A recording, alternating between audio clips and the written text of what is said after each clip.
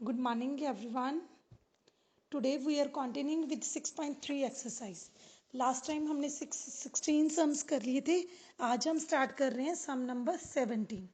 इसमें हमने क्या करना है, find the points on the curve y at which the tangent is equal to the y coordinate of the point. मतलब कि हमने एक ऐसे पॉइंट्स निकालने हैं कर्व पे जिस पे हम टेंजेंट ड्रॉ करें तो उसका स्लोप y कोऑर्डिनेट के इक्वल हो.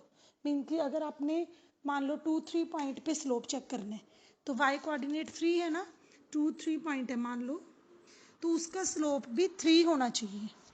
तो चलिए हम देखते हैं. पहले हम निकाल लेते हैं स्लोप क्या आएगा 3x².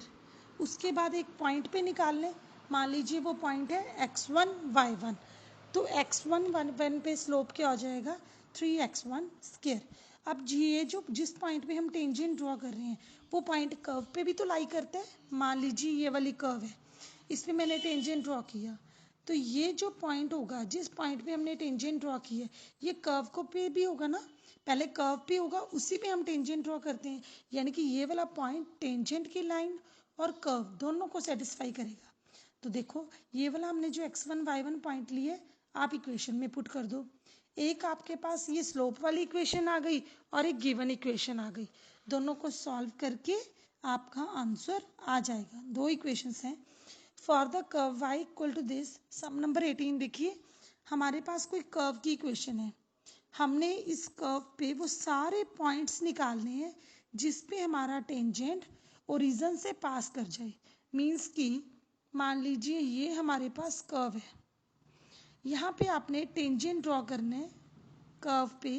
कहते किस पॉइंट्स पे ड्रॉ करें कि वो जब टेंजेंट की लेंथ को बढ़ाएं तो वो ओरिजिन में से पास कर जाए. तो कैसे करोगे, y equal to 4x³ minus 2x5 given है, यहाँ से dy अपॉन dx निकाल लीजिए. अब ये जो dy अपॉन dx आया ये हमारी एक इक्वेशन बन गई. उसके बाद हमने एक पॉइंट तो सपोज करते हैं ना हमेशा जिस पे आप टेंजेंट ड्रॉ करोगे वो पॉइंट मान लो x1 y1 है, तो वो स्लोप को भी सेटिस्फाई करेगा और फिर से सेम इसको भी सेटिस्फाई करेगा. एक मेथड तो ये है कि आप इसमें भी x1 y1 पुट कर लो, ये भी आपका x1 y1 हो जाएगा. दोनों को सॉल्व करके आप जैसे हमने सम में किया वैसे भी कर सकते हो. और एक वे ये है कि जब आपने टेंजेंट ड्रॉ किया तो एक टेंजेंट के लिए ये वाला पॉइंट x1 y1 है, ये पॉइंट 0 0 है, तो दोनों में से लाइन की इक्वेशन निकाल लो. वो आपका क्या आ जाएगा, वो आपका आ जाएगा सेकंड इक्वेशन. वहां से आपने क्या करना है, फर्स्ट इक्वेशन और सेकंड इक्वेशन को सॉल्व कर लेना है. तो यहीं से आपके सारे के सारे वो जो है वो वेरिएबल्स की वैल्यू आ जाएगी, x1 y1 की वैल्यूज आ जाएंगी. यहाँ से सिंपल आपने पहले dy अपॉन dx निकालना है, उसमें पॉइंट पुट कर देना है, फिर आपके पास लाइन की इक्वेशन आ गई, यानी कि लाइन मतलब स्ट्रेट लाइन यानी कि टेंजेंट, इन दोनों को इक्वल रखा हुआ है. और ये जो क्योंकि ये लाइन क्या है टेंजेंट, ये स्लोप भी क्या है टेंजेंट का, तो दोनों में से x1 y1 की वैल्यूज निकाल लेना. Next one, find the points on the curve at which the tangents are parallel to x axis. हमने वो पॉइंट्स निकालने हैं जिस पे आपका टेंजेंट x एक्सिस के पैरेलल हो जाए. तो कैसे करेंगे हम लोग, पहले आप dy अपॉन dx निकालेंगे. अब tangent parallel to x axis है तो इसका स्लोप क्या होगा, इक्वल टू 0.